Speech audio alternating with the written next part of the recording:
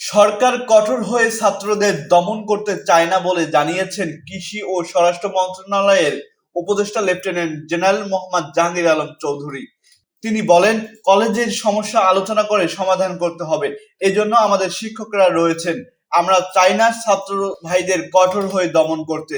আলোচনার মাধ্যমে শান্তিপূর্ণভাবে সমস্যা সমাধানের চেষ্টা করছি। মঙ্গলবার দুপুরে সুনামগঞ্জের তাহিরপুরে মাটিয়ান হাওর পরিদর্শনে এসে তিনি এসব কথা বলেন। সড়ক অবরোধ করে জনভোগান্তি সৃষ্টি না করার আহ্বান জানিয়ে উপদেষ্টা বলেন, কেউ রাস্তায় নামার প্রয়োজন নেই। রাস্তা ব্লক না করে সোহরাওয়ার্দী উদ্যানে এসেও দাবি জানাতে পারেন। আপনাদের প্রতিনিধিরা আমাদের সঙ্গে বসে সমস্যা নিয়ে আলাপ করতে পারেন।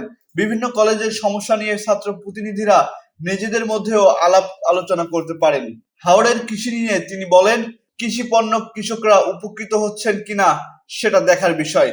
কোনো মধ্যস্থভোগী যাতে সুবিধা নিতে না পারে সেটিও দেখতে হবে।